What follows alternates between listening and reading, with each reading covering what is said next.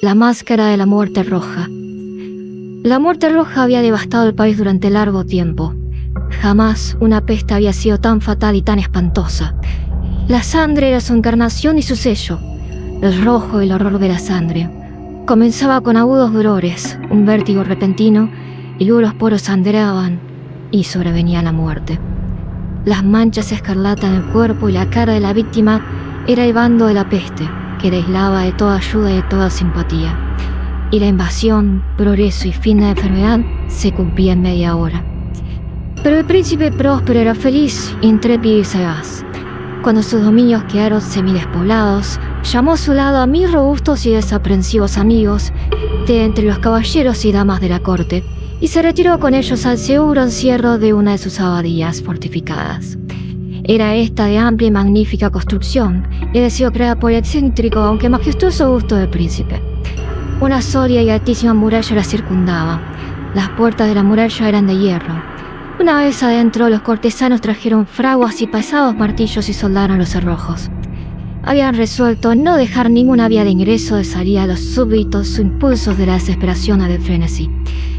La abadía estaba ampliamente aprovisionada. Con precauciones semejantes, los cortesanos podían desafiar el contagio. Que el mundo exterior se las arreglara por su cuenta. Entre tanto, era una locura afligirse o meditar. El príncipe había reunido todo lo necesario para los placeres. Había bufones, improvisadores, bailarines y músicos. Había hermosura y vino. Todo eso y la ciudad estaban del lado adentro. Afuera estaba la muerte roja. Al cumplirse el 5º o 6º mes de su reclusión y cuando la peste hacía los más terribles estragos, el príncipe próspero ofreció a sus 1000 amigos un baile de máscaras de la más insólita magnificencia. Aquella mascarada era un cuadro voluptuoso, pero permitidme que antes os describa los salones donde se celebraba. Eran 7. Una serie imperial de estancias. En la mayoría de los palacios la sucesión de salones forma una larga galería en línea recta, pues las dobles puertas se abren hasta alzarse las paredes, permitiendo que la vista alcance la totalidad de la galería. Pero aquí se trataba de algo muy distinto, como cabía esperar del amor del príncipe por lo extraño. Las estancias se hallaban dispuestas con tal irregularidad que la visión no podía abarcar a más de una a la vez. Cada 20 o 30 yardas había un brusco recodo, y en cada uno nacía un nuevo efecto.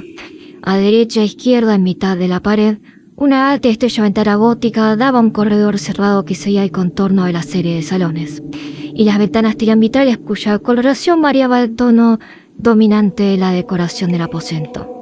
Si, por ejemplo, la cámara de la extremidad oriental tenía tapicerías azules, vívidamente azules eran sus ventanas. La segunda estancia ostentaba tapicerías y ornamentos púrpuros. Aquí los vitrales eran púrpura. La tercera era enteramente verde, y lo mismo los cristales. La cuarta había sido decorada e iluminada con tono naranja, la quinta con blanco, la sexta con violeta. El 7º aposento aparecía completamente cubierto de cubos de terciopelo negro que abarcaban el techo y las paredes, cayendo en pesados pliegues sobre una alfombra del mismo material y tonalidad. Pero en esta cámara el color de las ventanas no correspondía a la decoración. Los cristales eran escarlata, tienen un profundo color de sangre. A pesar de la profusión de ornamentos de oro que aparecían aquí y allá o colgaban de los techos, en aquellas 7 estancias no había lámparas ni candelabros. Las cámaras no estaban iluminadas con bujías o arañas, pero los corredores paralelos a la galería y opuestos a cada ventana se alzaban pesados trípodes que sostenían un ígneo brasero, cuyos rayos proyectábanse a través de los cristales teñidos e iluminaban brillantemente cada estancia. Producían en esa forma multitud de resplandores tan vivos como fantásticos. Pero en la cámara del poniente, la cámara negra, el fuego que, a través de los cristales de color de sangre, se derramaba sobre sombrías colgaduras, producía un efecto terriblemente siniestro, y daba una coloración tan extraña a los rostros de quienes penetraban en ella, que pocos eran los bastante audaces para poner allí los pies. En este aposento, contra la pared del poniente, se apoyaba un gigantesco reloj de ébano. Su péndulo se balanceaba con un resonar sordo, pesado, monótono. Y cuando el minutero había completado su circuito y la hora iba a sonar, de las entrañas de bronce del mecanismo nacía un tañido claro y resonante, lleno de música. Mas su tono y su énfasis eran tales que, a cada hora, los músicos de la orquesta se veían obligados a interrumpir momentáneamente su ejecución para escuchar el sonido. y las parejas danzantes cesaban por fuerza sus evoluciones. Durante un momento, en aquella alegre sociedad reinaba el desconcierto, y, mientras aún resonaban los tañidos del reloj, era posible observar que los más atolondrados palidecían y los de más edad y reflexión pasaban la mano por la frente, como si se entregaran a una confusa meditación o un ensueño. Pero apenas los ecos cesaban del todo, livianas risas nacían en la asamblea. Los músicos se miraban entre sí, como sonriendo de su insensata nerviosidad, mientras se prometían en voz baja que el siguiente tañido del reloj no provocaría en ellos una emoción semejante. Mas, al cabo de 60 minutos, que abarcan 3.600 segundos del tiempo que huye, el reloj daba otra vez la hora, y nacían otra vez el desconcierto, el temblor y la meditación. Pese a ello, la fiesta era alegre y magnífica. El príncipe tenía gustos singulares, sus ojos se mostraban especialmente sensibles a los colores y sus efectos. Desdeñaban los caprichos de la mera moda. Sus perlas eran audaces y ardientes, sus concepciones brillaban con bárbaro esplendor. Algunos podían haber creído que estaba loco, sus cortesanos sentían que no era así. Era necesario vivirlo, verlo y tocarlo para tener la seguridad de que no lo estaba. El príncipe se había ocupado personalmente gran parte de la decoración de las 7 salas destinadas a la gran fiesta, y su gusto había sido guiado a la elección de los disfraces. Grotescos eran estos, a no dudarlo. Reinaban ellos el brillo, el esplendor, lo picante y lo fantasmagórico. Mucho de eso que más tarde habría de encontrarse en Hernani. Veíanse figuras del arabesco, con siluetas y atuendos incongruentes. Veíanse fantasías delirantes, como las que aman los maníacos.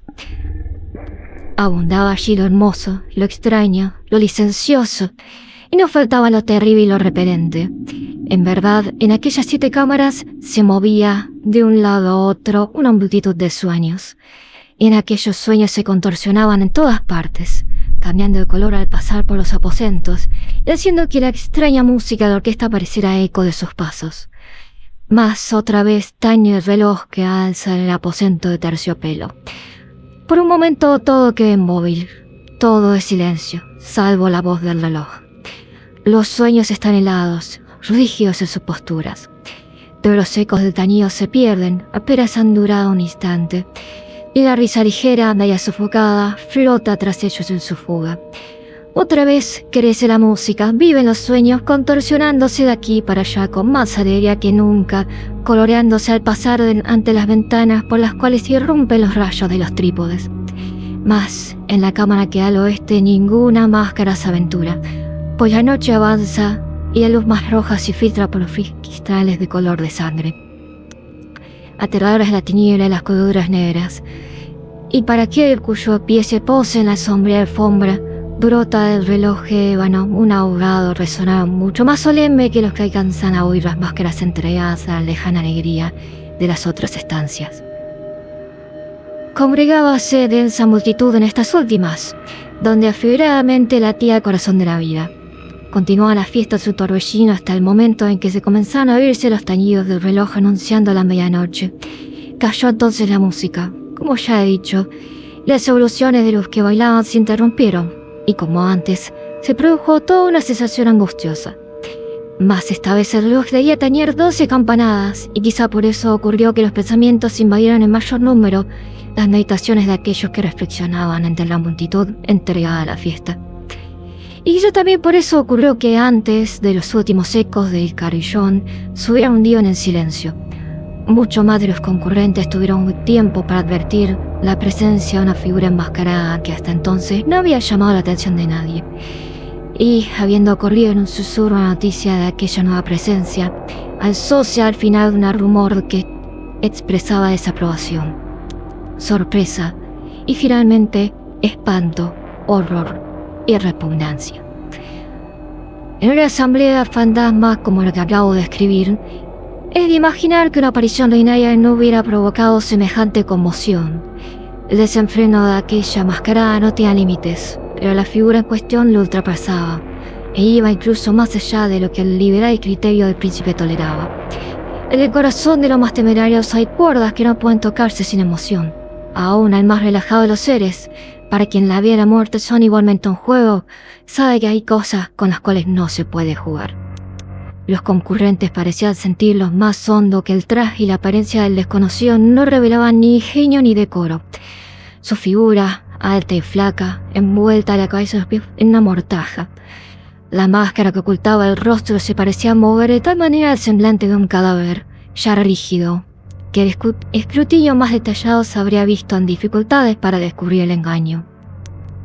Cierto, aquella frenética concurrencia podía tolerar, sino aprobar semejante disfraz, pero el enmascarado se había atrevido a asumir las apariencias de la muerte roja. Su mortaja estaba salpicada de sangre y su amplia frente, así como el rostro, aparecían manchados por el horror escarlata. Cuando los ojos del príncipe Próspero cayeron sobre la espectral imagen, que ahora con un movimiento lento y solemne, como para dar relieve a su piel, se paseaba entre los bailarines. Convulsiónese en el primer momento con un estremecimiento de terror o de disgusto, pero, al punto, su frente enrojeció de rabia.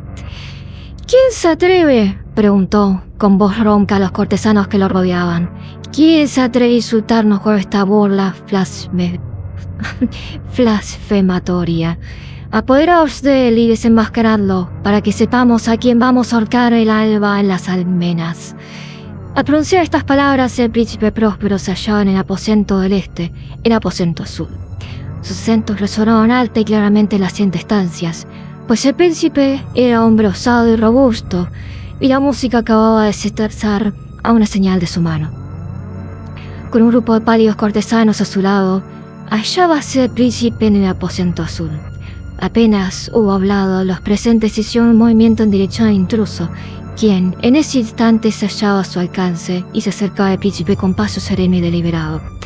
Mas la indecible aprensión que la insana apariencia del enmascarado había producido en los cortesanos impidió que nadie alzara la mano para detenerlo, y así, sin impedimentos, pasó a una yarda del príncipe, y mientras la vasta concurrencia retrocedía en un solo impulso hasta pegarse a las paredes, siguió andando ininterrumpidamente, pero con el mismo solemne y mesurado paso desde el principio lo había distinguido. Y de la cámara azul pasó a la púrpura, y de la púrpura a la verde, y de la verde a la anaranjada. De esta a la blanca, y de allí a la violeta, antes de que nadie se hubiera decidido a detenerlo. Mas entonces el príncipe Próspero, enloquecido por la rabia y la vergüenza de su momentánea cobardía, se lanzó a la carrera a través de los 6 aposentos, sin que nadie lo siguiera por el mortal terror que a todos los paralizaba.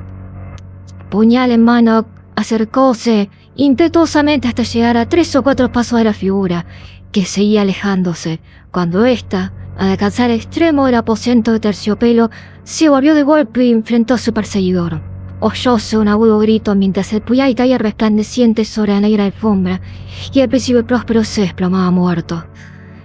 Reuniéndose el terrible coraje de la desesperación, numerosas máscaras se lanzaron al aposento negro, pero al apoderarse del desconocido, cuya alta figura permanecía erecta e inmóvil a la sombra del reloj de ébano, retrocedieron con inexpresable horror al descubrir que el sudario y la máscara cadavérica que con tanta rudeza había aferrado no contenían ninguna forma tangible, y entonces reconocieron la presencia de la muerte roja.